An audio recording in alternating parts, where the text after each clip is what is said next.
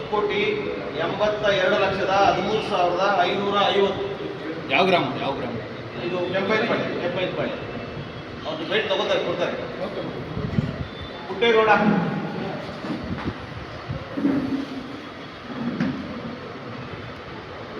ರಾಜಮ್ಮ 1,08,65,000.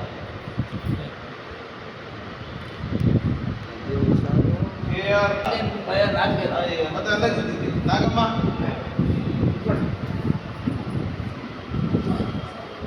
ನರಸಿಂಹಯ್ಯ. ನೀವು ಹಿಂದೆ ನಿಂತ್ಕೊಂಡ್ಬಿಡ್ತೀರಾ ಸರ್? ಇದೇ ನೀವು ನೋಡಿ ಸರ್ ಹಿಂದೆ. ಮಾಧ್ಯಮ ಹಾಗೂ ಪತ್ರಿಕಾ ಮಾಧ್ಯಮ ಸ್ನೇಹಿತರೆ, ಗ್ರೇಟರ್ ಬೆಂಗಳೂರು ಅಭಿವೃದ್ಧಿ ಪ್ರಾಧಿಕಾರದಿಂದ ಕರ್ನಾಟಕ ಸರ್ಕಾರದ ಮಹತ್ವಾಕಾಂಕ್ಷಿ ಯೋಜನೆ GBIT ದೇಶದ AICTಗಳಲ್ಲಿ ಮೊದಲನೇದಾಗಿ ಆರಂಭ ಮಾಡತಕ್ಕಂಥ ರೈತರಿಗೆ ಪರಿಹಾರ ಕೊಡ್ತಕ್ಕಂಥ ಚೆಕ್ ವಿತರಣಾ ಕಾರ್ಯಕ್ರಮವನ್ನು ಮಾನ್ಯ ಶಾಸಕರಾದ ಮತ್ತು ಈ GBDಯ ಮೆಂಬರು ಆಗಿರ್ತಕ್ಕಂಥ ಸನ್ಮಾನ್ಯ ಬಾಲಕೃಷ್ಣರವರ ಅಧ್ಯಕ್ಷತೆಯಲ್ಲಿ ನಾವು 19ನೇ ತಾರೀಕು ಸಾಂಕೇತಿಕವಾಗಿ 7 ಜನಕ್ಕೆ ಹೋಗಿ ನಿರಂತರವಾಗಿ ಚೆಕ್ಗಳನ್ನು ಕೊಡ್ತಾ ಬಂದಿದ್ದೀವಿ. ನಿನ್ನೆಯವರೆಗೆ ಸುಮಾರು 17 ಜನ ರೈತರಿಗೆ 13,01,21,322 ರೂಪಾಯಿಗಳನ್ನು ಕೊಟ್ಟಿದ್ವಿ. ಇವತ್ತು ವಡೇರಳ್ಳಿ ಗ್ರಾಮದ 3 ಜನ ಹಾಗೂ ಕೆಂಪೈನಪಾಳ್ಯ ಗ್ರಾಮದ 7 ಜನಕ್ಕೆ ಒಟ್ಟು 19,69,72,142 ರೂಪಾಯಿಗಳನ್ನು ನಾವೇನು ಭೂಮಿ ಪರಿಹಾರ, ಮರಮಾಲ್ಚಿ ಪರಿಹಾರ ಹಾಗೂ ಪ್ರತಿ ವ್ಯಕ್ತಿಯ ಜೀವನಾಂಶಕ್ಕೆ ಒಳ್ಳೇದಾಗಲಿ ಅಂತೇಳಿ ಇಡುಗಂಟು ಅಂತೇಳಿ 5 ಲಕ್ಷ ರೂಪಾಯಿನ ಸೇರಿಸಿ ಇವತ್ತು 19,69,72,142 ರೂಪಾಯಿಗಳನ್ನು ಕೊಟ್ಟಿದ್ದೀವಿ. ಇವತ್ತು Shubha wife of KG Sudarshan Babu ಮೂಲತಃ ವೈದ್ಯರು, ಅವರು ಕೆಂಪೈನಪಾಳ್ಯದಲ್ಲಿ ಇವತ್ತು ಅತಿ ಹೆಚ್ಚು ಪರಿಹಾರವನ್ನು 10,82,13,13,550 ರೂಪಾಯಿಗಳನ್ನು ಪಡೆದಿದ್ದಾರೆ.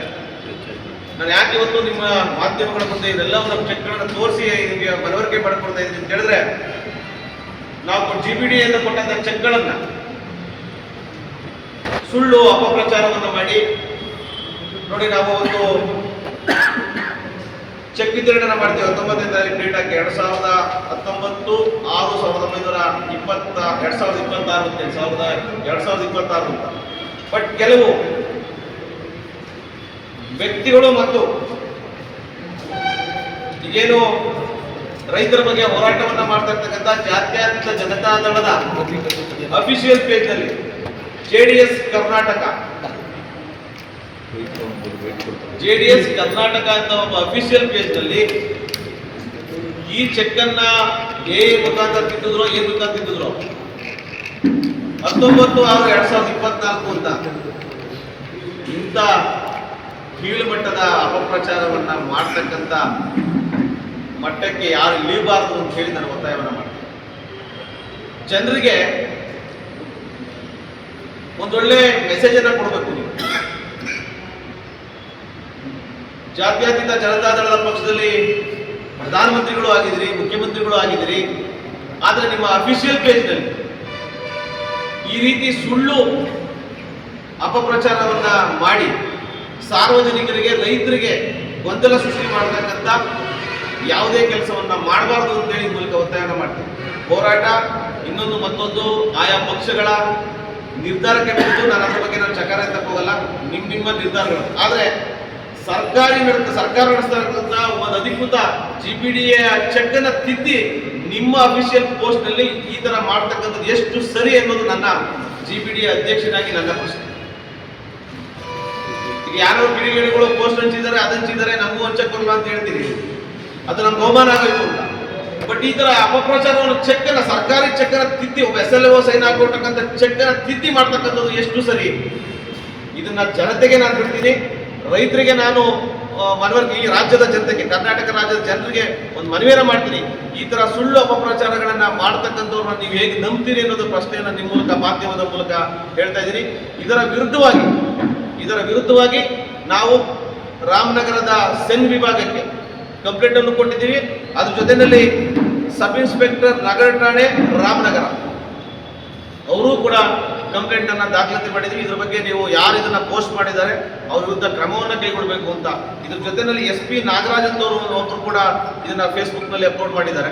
ಈ ರೀತಿ ಒಂದು ಸಂಸ್ಥೆಯನ್ನ ಅಥವಾ ಸರ್ಕಾರಿ ಸ್ವಾಮ್ಯದ ಸಂಸ್ಥೆಯನ್ನ ಅವಹೇಳನ ಮಾಡ್ತಕ್ಕಂಥದ್ದು, ಸರ್ಕಾರಿ ಚೆಕ್ನ ದುರುಪಯೋಗ ಮಾಡಬೇಕು, ಯಾವ ರೀತಿ ಮಾಡ್ತಾ ಇದ್ರೆ ಅಂತ ಅಪಪ್ರಚಾರ ಮಾಡ್ತಕ್ಕಂಥ ಕೆಲಸವನ್ನ ಇಲ್ಲಿ ನಿಲ್ಲಿಸಬೇಕು ಅಂತ ಒತ್ತಾಯವನ್ನು ಮಾಡ್ತಾ, ಇವತ್ತೇನು ನಾವು ರೈತರುಗಳಿಗೆ ಕೊಟ್ಟಿದ್ದೀವಿ ಪ್ರತಿಯೊಂದಕ್ಕೂ ಹಣ ಸಂದಾಯ ಆಗಿರ್ತಕ್ಕಂಥದಕ್ಕೆ ನಾವು ಚೆಕ್ ಲಿಸ್ಟ್ ಅನ್ನ ಬ್ಯಾಂಕಿಂದ ತರಿಸ್ಕೊಂಡಿದ್ದೀವಿ. ಬ್ಯಾಂಕ್ ಪಾಸ್ಬುಕ್ ಅನ್ನು ಕೂಡ ನಾವೆಲ್ಲ ಬಿಡುಗಡೆ ಮಾಡಿದ್ವಿ. ಎಲ್ಲರಿಗೂ ಕೂಡ ಇನ್ನು 15-20 ನಿಮಿಷದಲ್ಲಿ SMS ಹೋಗ್ತದೆ.